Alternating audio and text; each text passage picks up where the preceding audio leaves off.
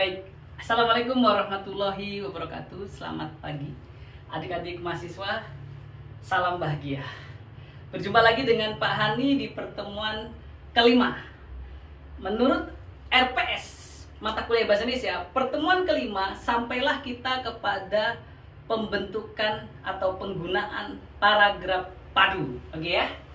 Jadi penggunaan paragraf padu. Penggunaan paragraf padu. Paragraf padu.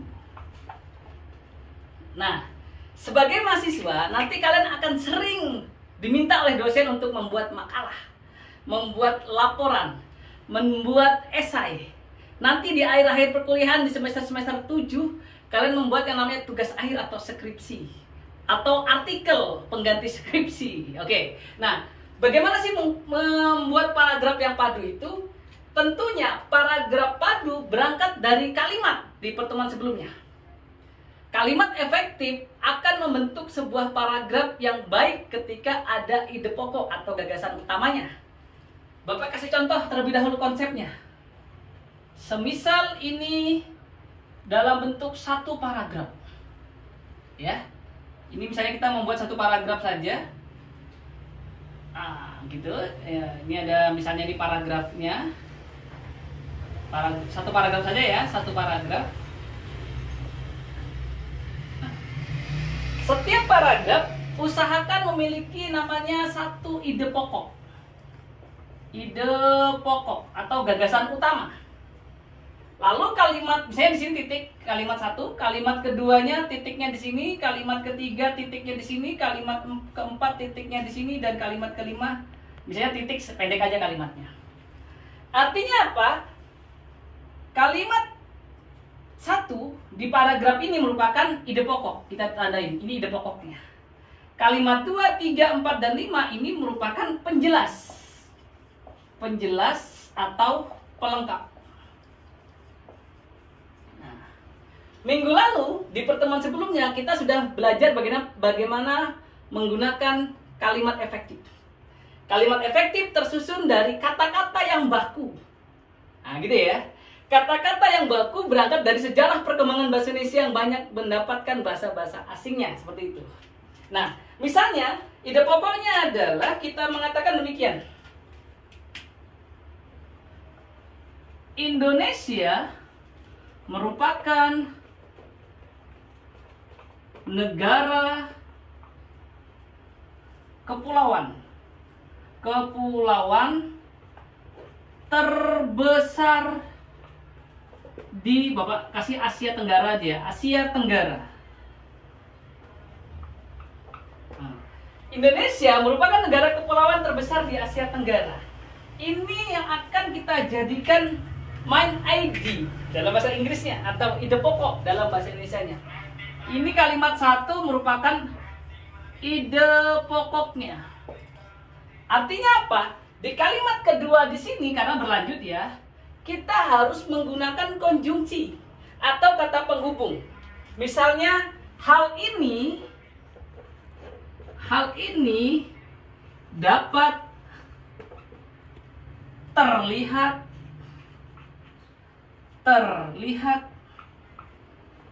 dari banyaknya pulau yang ada di Indonesia. Titik. Nah, artinya apa? Kalimat kedua merupakan kalimat penjelas. Kalimat penjelas. Indonesia merupakan negara kepulauan terbesar di Asia Tenggara. Hal ini dapat terlihat dari banyaknya pulau-pulau yang ada di Indonesia. Kalimat berikutnya lagi, belum lagi pulau-pulau yang sangat besar seperti Pulau Kalimantan dan Pulau Papua. Meskipun demikian, Indonesia masih mengalami krisis dan sebagainya. Ya, itu ya kalimat lanjutannya. Intinya adik-adik mahasiswa, ketika nanti kalian menyusun tidak hanya satu paragraf, dua paragraf, bahkan sampai puluhan dan ratusan paragraf, harus di setiap paragrafnya ada yang namanya ide pokok. Ide pokok tidak hanya di awal, ya, jadi ya saya kasih gambaran. Ide pokok itu tidak hanya berada di awal. Kalau awal namanya deduktif. Deduktif. Bisa juga ide pokok ada di akhir. Akhir. Atau induktif. Nah, keduanya boleh. Kalau tidak di awal, di akhir. Berarti dibalik saja. Ide pokoknya di akhir bisa. Nah, ada lagi nggak Pak ide pokok? Variatif, bisa di awal, bisa di akhir. Atau deskriptif. Semuanya merupakan penjelasan penting, tapi itu tidak lazim dalam penggunaan paragraf padu. Biasanya setiap ide pokok diletakkan di awal. Karena itu adalah tolok ukur berpikirnya dalam penulisan itu. Sekali lagi teman-teman Bapak jelaskan, adik-adik mahasiswa, ketika nanti membuat sebuah paragraf harus padu. Syarat paragraf padu adalah kalimatnya efektif. Kalimat efektif syaratnya adalah kata bakunya benar semua.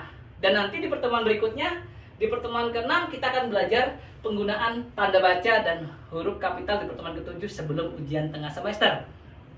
Jadi, yang perlu kalian ketahui adalah menyusun kalimat dalam paragraf itu ada kaidahnya. Satu paragraf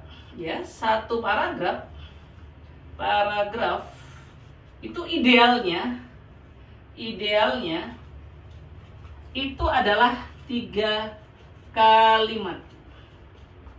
Idealnya 3 kalimat sampai dengan 5 kalimat. Nah, jadi pas ya 1 sampai 5. 3 saja boleh. Pak, bagaimana kalau satu paragrafnya cuma 2 kalimat? Tidak baik sebenarnya paragrafnya. Karena belum tersampaikan. Apa sih yang mau dibahas? Baru ide pokok kok sudah ditutup. Baiknya ide pokok dulu ada penjelasan 1 dan penjelasan kedua. Itu yang idealnya, ya. Jadi sekali lagi ini kata kunci juga ini sebenarnya. Satu paragraf itu idealnya 3 kalimat sampai dengan 5 kalimat. Sekali lagi kalimatnya harus efektif. Bagaimana kalimat efektif itu? Harus ada kata-kata yang baku dan benar. Dan kata-katanya harus luluh kalau memang itu harus luluh. Seperti kata mengkonsumsi menjadi mengonsumsi di pertemuan sebelumnya. Seperti itu ya. Minggu depan kita akan analisis ini. Bagaimana kalimat dalam paragraf ini benar penulisannya, termasuk tanda bacanya.